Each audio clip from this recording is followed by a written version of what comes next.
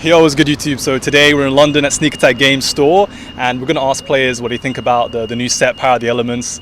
So yeah, let's hear what people have to say. Yo. Good. Good, bro. What are you saying? What do you want? What's up? Okay, so what are your thoughts about Power of the Elements? It's meta changing. It's probably one of the most broken sets in Yu-Gi-Oh! Released in the past few years. I think you just got a bunch of good generic stuff like Ultimate Slayer. I mean, splites and tier elements are tearing shit up in the OCG, so I wouldn't be surprised if they do the same here, to be honest. And what deck are you looking forward to playing the most after the new set's out? If we're talking new stuff, I'm not building into the new stuff. I'm sticking with Therion ABC for now, but I still think we're going to have some stuff where new meta stuff is going to be competing with old meta stuff. It's going to be like a clash of decks, but it's going to be interesting to see, really. Which deck do you think will be the best deck after the new set? Oh, best decks. Only one. I'm gonna say tier elements. I think tiers. They're splashable with a bunch of stuff. You've got branded tier elements. You just got base tier elements. Base tier elements are cracked enough as it is. So I think they're gonna be the best deck for the TCG format. My boy Nox from Lispnation, yeah, famous guy. What are you saying? I'm good, man. How are you? Yeah, good, bro. Good. So, what are your thoughts about Power of the Elements? Busted. Peak for Shoutout, you get me? It's absolute sadness, man. What are you gonna do? What are we doing now? What are we doing? When are you bringing out the Splite videos, man? I need to learn. Nah, that's not me. I'm out here doing all different types of content. But what do you think is going to be the best deck after Power of the Elements? I don't know. I think after Power of the Elements, probably Splite. But once the Ishizu stuff comes out, it's got to be tier elements, man. That deck is ridiculous. But if they don't ban mine, I think we have a chance. Yeah, just mill half your deck, please. I hope I'm not saying anything stupid. Nah, I love milling. And so now that you threw your Sword deck in the bin, yeah, that deck's gone. So which deck are you going to try to pick up? It's going to be Splite, yeah. Going to have fun with Splite. I've pretty much I've got all the extra deck stuff. It's just the main deck stuff, really.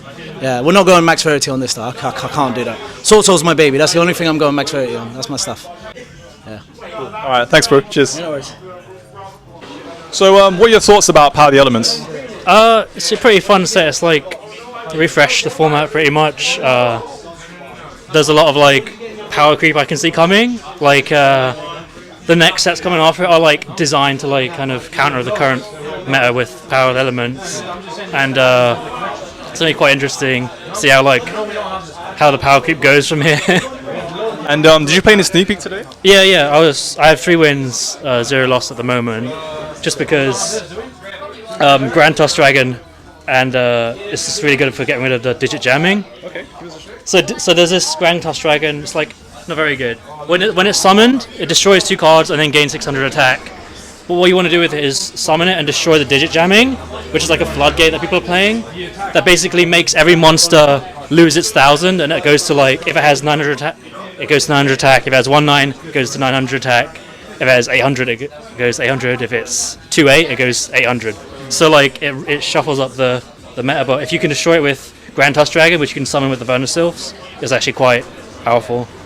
But yeah, that's my experience so far. Cool. So you've been crushing the Sneak Peak 3-0, yeah? Yeah, I mean, I got lucky first couple games. If you draw the Grand Tusk Dragon, you kind of win, because the Vernisylphs, they discard themselves another monster and then revive an Earth in the grave. So if you can like get it off the field to the grave, just summon it back, or if they remove it, you get it back and just destroy stuff. And there's like not much interaction with that. So it's pretty strong. And what deck do you think is going to be the best deck? You can only pick one after the Power of the Elements. After Power, it's probably Splite. Yeah, like it's going to be Splite, but everyone's going to side against it. So like if you want to go to a main event, I'd say try play a deck that doesn't lose to the sideboard that hits Splite. Because I know not Crush Card Virus or Deck Devastation Virus, one of the viruses, it hits Exosister as well. So people are like I'm playing Exosister to beat Splite. But people are going to have Deck Devastation Viruses in their sideboard or things that hit Splite that will actually hit the Exorcisters as well. I don't know, tier elements, they can try, but Splite's going to be top number 1 for the start. Thoughts about Power of the Elements?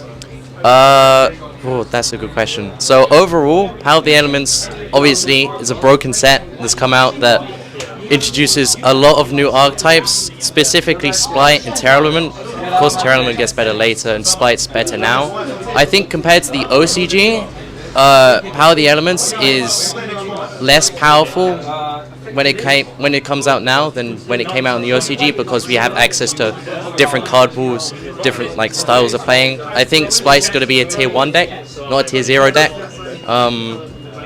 Also, talking about the sneak peek that just happened, there are some very silly cards in that set, man. Very silly cards. Any notable ones? What's the name of the one that reduces attack by 1,000?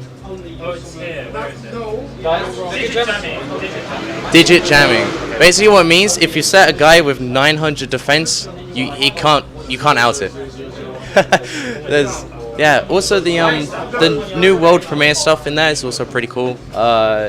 Not sure how well it will be used because it's Earth, and Earth isn't really a popular type to have in the game at the moment. But I'd say we should be expecting to see a lot of meta shakeups from this set. Hopefully. Is there any deck that you're looking forward to playing once the new set is officially out? Oh, that's a good question. So right now I have been playtesting Splites. I find it to just be like a nicer version of Sword Soul, where it's just cool. Every card does something, except you don't need to discard a guy from your hand, so it's better on the top deck, I found. Also Tear Element, making Winder.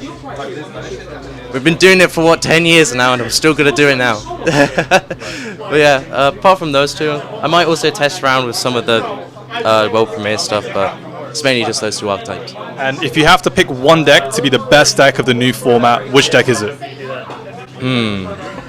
That's a good question. I would probably say the Brave Dragon Link, specifically because I think with a lot of the Punk decks, say for example Punk Adventure, that deck end board unbeatable. It's just slice you and you can't stop the scythe. That's whatever. But you do run quite a few bricks in that deck. Splite is also really good, but a lot of the hand traps in the game hit Splite. Even Ghost Ogre, which people are playing against the Adventure, even though that's not playing Adventure, it still gets hit by it.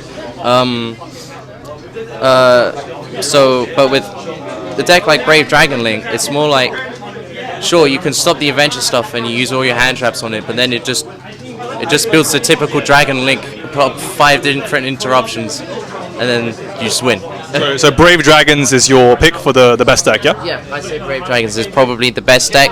The only other deck that I can see competing with it is probably like a back row deck like Eldritch. Specifically for Euros, I think after 10 rounds or something, it's easier to play decks like Eldritch, so you're more likely to do well with it, rather than having to combo off with a deck 10 rounds in a row, and then misplaying once and then it costing you the game. You could just flip 5 floodgates and then win. Alright, Kirk, you're going to run it back at Euros, you heard it there. Come on, let's not do that. Let's not do that now, come on.